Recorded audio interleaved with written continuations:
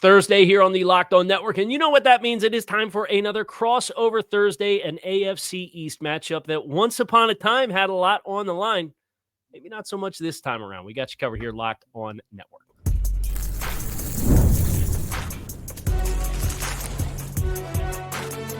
You are Locked On NFL Crossover, part of the Locked On Podcast Network. Your team every day. What's going on, everybody? Welcome to another crossover Thursday here on the Locked On Network. I'm Kyle Krabs of Locked On Dolphins, joined by Joe Marino of Locked On Bills. You may also recognize us from sharing the mic on Locked On NFL Scouting. It is your teams every day here on the Locked On Network. We appreciate you all for tuning in and making us one of your daily listens. Your first daily listen, here's hoping, is not Locked On NFL Scouting today. It's this crossover Thursday edition between Locked On Bills and Locked On Dolphins. Crossover Thursday is presented by Prize Picks. Download the Prize Picks app today. Use code LOCKEDONNFL to get $50 on lineups after you play your first $5 lineup. Joe Marino, esteemed colleague, welcome to a crossover Thursday here on the program.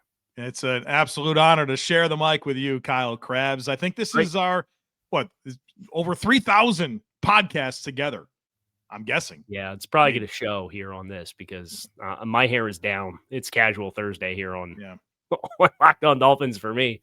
As we were in evaluation mode, very different psychology to what Buffalo has going on. Trade deadline just kind of came and went.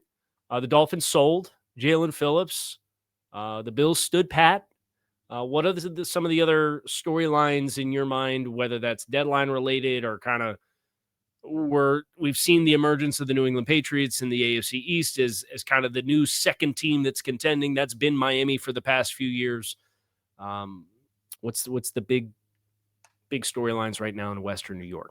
Well, they didn't do anything at the trade deadline, so that's interesting. And like a lot of the other contenders across the league, they didn't do anything. It was an interesting trade deadline from that perspective, especially when you consider the Bills and some of the recent injuries they've had on the defensive line, and Michael Hoyt and Ed Oliver, and the Bills' pass rush has really looked as good as it has, I think, under Sean McDermott. You lost a couple of key pieces. You didn't replenish any of that. Maybe some of the thought there is you get some players back healthy, like a TJ Sanders, like a Daquan Jones, and see where that can take you. But ultimately, I think the biggest storyline for the Bills entering this game is just kind of what they've shown coming out of the bye. They were really shaky the last two games into the bye against the Falcons and Patriots.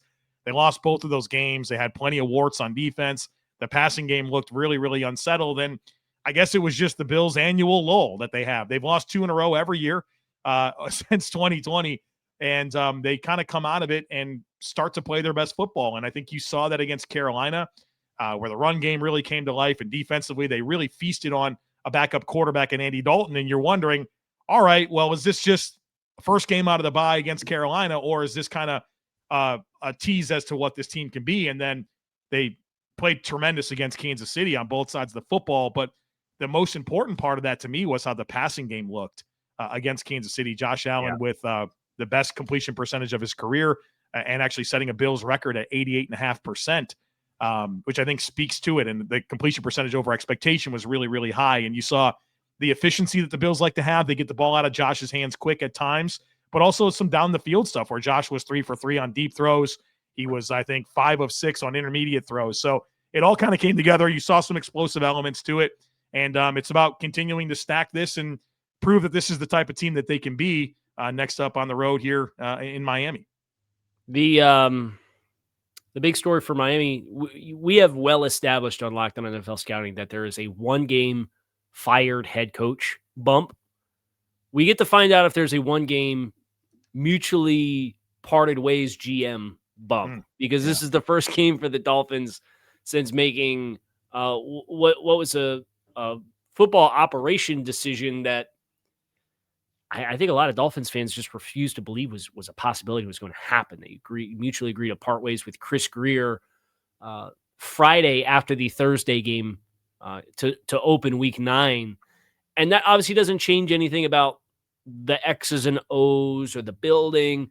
But I do think it puts everybody on notice that there are sweeping changes coming at the very tippy top of your football organization. And I think that's really a kick in the pants that I think Miami needs because, this is a team that's kind of flatlined in some ways with their football operation. They come out, they play really inspired ball against Atlanta, and they come back against Baltimore the following Thursday and do very few of the things that helped create this successful offensive game plan that breathes so much life against Atlanta. They didn't do. And it's an evaluation window that now formally starts for Mike McDaniel, who it sounds like the team wants to work out, but it comes with the caveat that the team has to win. And, oh, well, you're 2-7. The team's really not winning. So it's not just keep winning, Mike, because you're not winning games.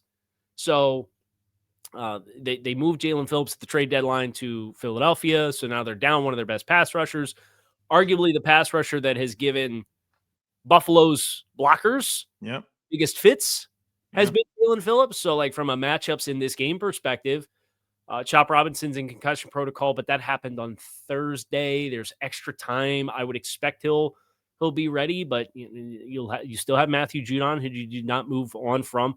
Now, maybe they cut him today. He was another name that was in that coagulation in names as potential trade deadline moves. Maybe the Dolphins, I'd be surprised. We're recording this on Wednesday morning, especially because they moved on from Jalen Phillips and they need the bodies in the room. But just everybody kind of being put on notice that there are big changes coming. The football operation from the top down. What you do the rest of the way is the resume in which those people are going to determine who deserves to be here, who's not going to be here. And we're going to see how they respond with a little bit of extra prep time for a team in Buffalo that has had their number for 7 years. I think it's really fascinating to consider, what do we get from Miami? Excuse me. What do we get from Miami in this game where there is a rest advantage? There is the fired general manager. There's urgency. Obviously, Mike McDaniel's coaching for his job. He's still there. Yep. And how does the team respond? I can see it going a number of different ways, but it's also a divisional game. So two teams that know each other well. And I'd imagine you'll get an inspired effort from Miami. But I think there's some variables there that complicate, what does that even mean? What does that look like? I guess we'll find out on Sunday. Right. And there's a lot of matchups that I think can be different than the first time these two teams played one another, which is what we're going to get into next here on this crossover Thursday. Kyle Krabs, Joe Marino, Locked On Bills, Locked On Dolphins. We get you covered. We're getting into the matchups next. Make sure you guys stick with us. You guys have probably heard the saying. We subscribe to it here at Locked On. You got to look good to feel good and play good. The problem is most dress clothes only check one of those boxes. They look sharp, but they feel stiff, hot, high maintenance. That's why there's Mizzen & Main. Mizzen & Main takes classic menswear with performance fabrics, so it's effortless to look sharp and feel comfortable. They actually invented the performance fabric dress shirt over 10 years ago, and they have perfected it since. Joe was just telling me in the pre-show he had an event, and he rocked some Mizzen & Main. He said it didn't even feel like he was wearing pants. And there's nothing worse than, like, tight waistline on dress pants, right? Yeah. Because they traditionally, like, most of them sit maybe a little bit higher than what, like, your gym shorts would. So to have that performance fabric element with menswear is a total game changer. Right now, Mizzen & Main is offering our listeners 20% off your first purchase at mizzenandmain.com with promo code LOCKEDONNFL20. That's Mizzen, spelled M-I-Z-Z-E-N, and Main, M-A-I-N.com. Promo code LOCKEDONNFL20 for 20% off. If you'd rather shop in person, you can find Mizzen & Main stores in select states. This episode is brought to you by Prize Picks. You and I make decisions every day, but on Prize Picks, when you are right, you can get yourself paid. Don't miss any of the excitement this sports season, whether you're following the NFL, NBA, or both. There's no better time to jump in on the action than right now. If you haven't tried it, Prize Picks is the simplest way to play. You pick more or less on at least two player stats, and if you get them right, you win. It takes less than 60 seconds to make your lineup. You can play your Prize Picks games anywhere that Prize Picks operates, including California, Texas, and Georgia. If one of your players leaves early with injury, the injury reboot can save your lineup from a loss. And there's a new stacks feature that is a game changer as well, where you can make more on, for example, Steph Curry for points, threes, and assists in the same lineup. Download the Prize Picks app today. Use code LOCKEDONNFL to get $50 in lineups after you play your first $5 lineup. That's code LOCKEDONNFL for $50 in lineups after you play your first $5 lineup. Prize Picks. It's good to be right. All right, Joe. The last time we played, it was week 3. The Bills had a bunch of guys hurt and injured on the defensive line and suspended on the defensive line. Yeah. The last time these two teams played, the Dolphins had never put 6 offensive linemen on the field in the Mike McDaniel era. Both of those things have changed. We're going to start for matchups here. The matchup that I'm really interested in is a player that wasn't available in week 3 for the Bills, and that's their number 1 pick, cornerback Maxwell Hairston, against Jalen Waddle, who, obviously Jalen Waddle is the number 1 receiver for the Miami Dolphins with Tyreek Hill out of the equation. And obviously some rumblings that some teams might have been interested in trading for Jalen Waddle. They keep him. And Maxwell Hairston is now entering his 3rd game off of an injury. Started the year on injured reserve, came back against Carolina, and then played some. And then he ramped up even more last week against Kansas City. And in particular was the answer for lining up against Xavier Worthy. And Hairston absolutely held his own against Worthy, being able to carry him vertically and match steps. Intercepted a pass when targeting Worthy. He was targeted 4 times and didn't give up. He gave 1 catch, and it was kind of like a late game, just come up and make a tackle type situation. And the week before against Carolina, he had a big impact tackle. He defended the run extremely well. And so there's been some nice signs from Hairston. And, the Bills' defense throughout the years has been pretty speed deficient in the back end in particular. And they finally have a guy that can match up with the Waddles or the Worthies or guys like Zay Flowers for Baltimore. Garrett Wilson's been a player that's given the Bills some challenges. And so I'm really interested to see this first divisional test for Maxwell Hairston, who you'd have to think players like Jalen Waddle were in mind when the Bills picked him. And now we get to see that first head-to-head opportunity. Yeah, because Waddle had a lot of success in the first matchup with these two teams, particularly running stuff outside the numbers, right? Because that's what Buffalo is so willing to give up against Miami is, hey, Tua, we're going to clog your preferred area of the field, make what we perceive to be more low percentage throws. Some of them you're going to have to drive outside the numbers and hit those throws with consistency. And Waddle did have success in that area the first time these two teams played. It was Tyreek Hill in a few big spots, kind of running figure 8 around guys in coverage when they hit some of the middle of the field stuff. That I think that was it the end of first half possession where he caught the ball 2 yards short of the sticks and doubled and looped back around and came back inside. And that was Tyreek Hill's touchdown catch in the red zone. The low red zone was another rep like that. Not getting those reps, but Waddle has been one of the more productive receivers since Tyreek Hill has gone down. He's been, which I have felt he was for a long time, which is a number 1 capable receiver. And the Dolphins had offers for him at the trade deadline. They wanted a 1 plus a player plus another asset, and they didn't get that offer. And it's like Jalen Waddle's time to shine and kind of show and remind, especially in this matchup with no Tyreek Hill against this opponent and a player, as you mentioned, in Maxwell Hairston, who was picked probably with coverage in mind. Really interested to see, are you going to take what Buffalo continues to give you? Are you going to try to force him into a lot of those middle of the field throws and trust Waddle to make them and trust Tua to throw them and make good decisions? And they kind of did that down the stretch, and then it bit you in the rear end at the very end of the game the last time these two teams played. Yeah, so that's really interesting for me.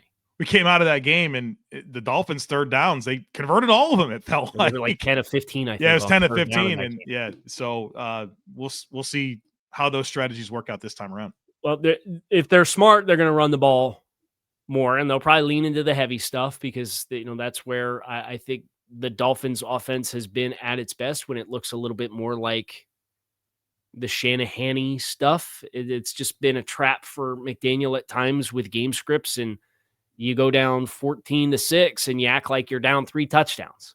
And that's a worry that I have for Miami in this matchup if Buffalo has some early success. I think when Buffalo has the ball, the big matchup is the guys on the second level and kind of the spine of the defense fitting the run against James Cook, where obviously Buffalo, they go heavy all the time. They've got a quarterback threat run game. They've got an explosive play runner in James Cook. Dolphins defense was an absolute mess the first time these two teams played. It was all new defensive linemen on the interior. The backers couldn't figure out where to fit. They were having a shuffling revolving door at nickel. The safeties were not settled into spots. And the James Cook did he have 100 rushing yards in the first half? Because if he didn't, it felt like it, right? Is it a lot of early production in the run game? And then they settled down, kind of felt like they found some things in the second half of that game. And that was the first time all year it felt like Miami had that. But Jordan Brooks, Tyrell Dotson, Dante Trader, Minka Fitzpatrick, who also they had some business conversations with, didn't facilitate any moves that got done and finalized, obviously. Those guys fitting to prevent explosive plays, particularly to James Cook, I think is the matchup that is the must stop if you're Miami to give yourself a chance to maybe score enough points to win a game, which I think you're going to need to score what they've only scored one time this season to win a game, and it's always been the magic number against Buffalo, which is 30 points. Well, in the cutback element to James Cook, really stresses the backside of those runs. And so it's been interesting to see how different teams have tried to handle that. I thought Kansas City and New England as teams that have good tackling corners with their ability to kind of insert them into the run fit and really compress and really be disciplined on the backside is critical to shut down or limit, James Cook in the run game. And that'll certainly be an interesting dynamic. One of my matchups when Miami has the ball is Aaron Brewer, the center, against the Bills' second level.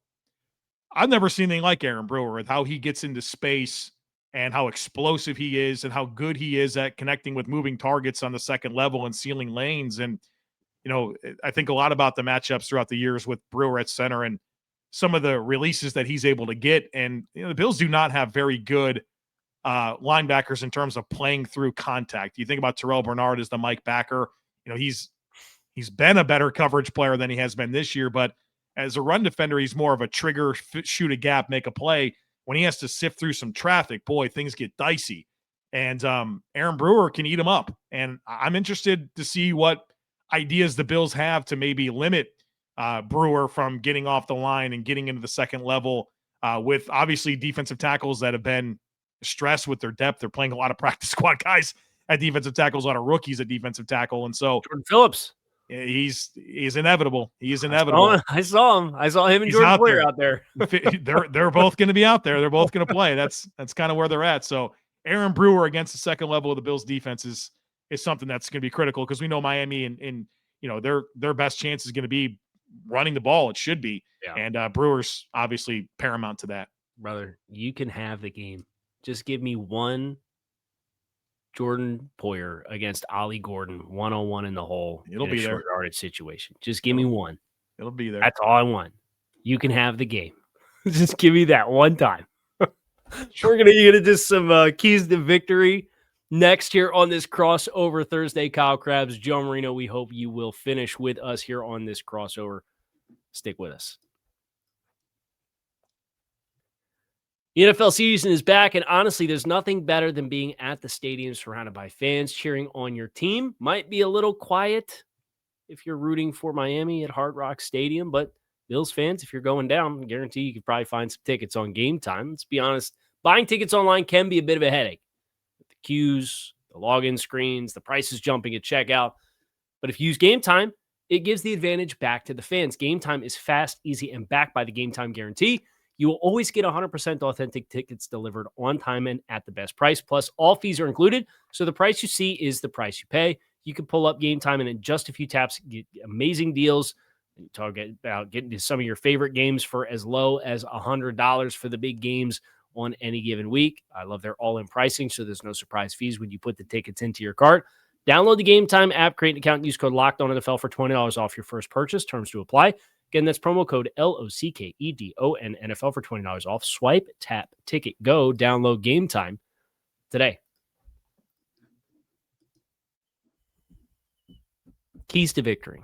3 keys to victory for the Buffalo Bills against the Miami Dolphins in Week 10 at Hard Rock Stadium in what's going to be a team that's wearing a lot of red and blue, or the stands that's going to be wearing a lot of red and blue. I saw what the Baltimore game looked like. Tua said after the game, crowd noise kind of messed us up there on 4th and 1 at home against Baltimore. I know how this fan base travels. Go ahead. Keys to victory. Yeah, I think Make a lot of noise when Miami has the ball, right? Probably a nice contingency of people in Western New York that are looking forward to a trip to South Florida here in November. Three things for me regarding the Bills in this game is, number one, don't beat yourself. You know, the Bills, when they have their hiccups against opponents they're supposed to beat, I think the Bills are 9.5-point road favorites in this game. You can't beat yourself with penalties and giveaways. And they've typically been pretty clean, but those moments do come up. And I think that's your fastest way to keeping Miami in the game is penalties. That's put your offense behind the sticks, and giveaways that obviously take away possessions. Number two is you got to start fast and take control of the game script. The Bills, when they've had their most success against Miami in games that aren't as close as they can be, it's because they get on top of them. They invite Miami to a track meet and force Miami to a drop back passing game. And so whatever you can do to get that fast start and get that lead and put Miami in chase mode, I think that's when Miami's at their worst and when obviously Buffalo's at its best. And then number three, a little bit more specific to this matchup, is be ready to handle the blitz. Miami's fifth in blitz rate so far this year. In week 3, Miami blitzed 47% of the time, which is 13% higher than their top 5 blitz rate. And Josh, when was blitzed, he was 8 of 14 for 53 yards and a touchdown. When he wasn't blitzed, he was 14 of 14 for 160 yards and 2 touchdowns. So I have a feeling that they're going to want to get their blitz stuff going. They have extra time ahead of this game to maybe work in some new wrinkles. And I think everyone saw the Falcons game. And it's the challenges that the Bills' protection schemes and Josh Allen had against the blitz. I think there's obviously been a better story to tell throughout the course of the year. He handled the blitz against Spags just fine last week. But there have been some shaky moments, and I'm sure that Miami should prioritize stressing that and seeing what type of chaos they can create. Yeah, I think when Miami has from Miami's side of things, keys to victory here is you got to figure out how to put a lid on the tight ends in the passing game, which is easier said than done watching Kansas City and Steve Spagnuolo try to do it this past week. But there's been too many incidences this season. Go back to the Chargers game and Oronde Gadsden the second in a big moment. The Cleveland Browns with Harold Fannin in some spots. Mark Andrews in the red zone just this past week on Thursday. Poor matchups, poor personnel matchups when you want to try to bring and facilitate some pressure. You're getting bad matchups with who is dropping into areas that are responsible for the tight ends. And Minkah Fitzpatrick can be a big piece of that.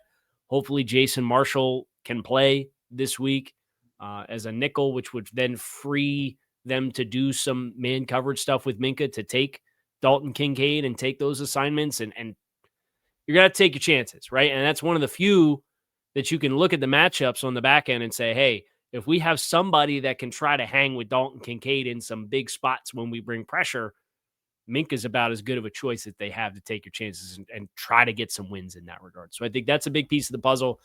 I would point to overall the tackling. Through the first 7 weeks of the season, the Dolphins were the worst tackling team in football. I mean, they were an atrocious tackling team. It's actually been better the last 2 weeks against Atlanta and Baltimore, and part of that progress is winning at the point of attack and winning at the line of scrimmage. This Bills offensive line has a lot of reps together. They've got a lot of impact. They can create a lot of movement. How it all fits now with Jalen Phillips not being in the picture, I think is massive. But you've kind of started to see Anthony Weaver with a young unit have some things click into place. I'm really excited for a second evaluation opportunity for Jordan Phillips and Kenneth Grant, the Dolphins, Jordan Phillips and Kenneth Grant, for what that play looks like as the second divisional game. This is the first of the 3 repeat matchups against AFC East opponents for Miami this year for a group that's young, and they've needed those guys to take the first 6-7 weeks of the season to kind of click in and play at a high level. Yeah, 6-7. 6-7. Thank you. Caught me that time. Well, that was an organic one, dude. I wasn't going to let that slide on by. I caught you yesterday on NFL scouting. It was a 6-7 swap of picks, and I hit you with it. So I got it. Keeping me honest. Yep. And then offensively for Miami, run the damn ball. I'm sorry, run the football. You came out and you ran more gap scheme runs against Atlanta than you have ever called in 3.5 seasons under Mike McDaniel, right? And you had rousing success. You go heavy personnel. You are able to kind of change the strength, and you're pulling offensive linemen with 6 offensive linemen on the field because Julian Hill's down. And you kind of have this big matchup opportunity with personnel against a smaller front, and you have success. And Buffalo, they've been more diverse with their personnel this year than what they've been in years past, but they are still at their core, right? A 4-2-5 with Taron Johnson as the nickel player, and if he's healthy to play. They like to play that style of defense. That's kind of their bread and butter and who they have been historically. So you call 20-plus gap scheme runs against the Atlanta Falcons, and then you come out against Baltimore, you call 5 gap scheme runs the entire game. Run the ball, put the 6th offensive lineman out there, play heavy, embrace a clock possession, methodical approach. Don't call a game to score 30 points. If you call a game to score 30 points, you're going to lose by 3 touchdowns, and you're going to be down 17 points at halftime. And you'll be looking at the clock saying, what do we do at halftime to come back from this? And that's when these games between these two teams get off the rails with this guy as the head coach of the football team in Miami, that's what happens, and you pour gasoline on the fire after the first mistake happens and it compounds. Don't play the game the Bills want you to play, which is that. Yes. Yeah, that's the game the Bills want you to play. If you're down 2 scores, you still have to run the ball. Again. Yeah, you cannot get away from it, especially with how the Bills rush looks right now. Their pass rush looks with Bosa and Rousseau. They're playing at a high level against, Patrick Ball, I think, has been a nice young player, but at right tackle, Larry Borum, and how the Bills will stress, protection schemes lately with some really creative stuff. Don't get into it. Don't run the ball. And I think that'll give Miami their best chance. And then you can build your play action passing off of that, try to take some shots at Jalen Waddle, make sure he gets 10 targets in this game. I think that's the recipe for Miami to have a chance to win. That is going to do it for us here today on the show. Kyle Krabs, Joe Marino, crossover Thursday in the books. Make sure you come back tomorrow. Joe's got you covered with one more before the game. I got you covered on Locked On Dolphins with one more before the game. We both have our squad shows that go live shortly after the game wraps up. Mercifully, you don't get a lot of 1 o'clock kicks these days, so I'm sure you'll enjoy the chance to go live at 4:15 or 4:30 or whatever it is with Bill's squad, and I got Dolphins squad, and then we'll have our own post-game shows on Locked On Bills and Locked On Dolphins. When we say it is your team every day, we don't just say it, we live it, and we hope you will come back and see us all again soon. Thanks for tuning in here on today's show.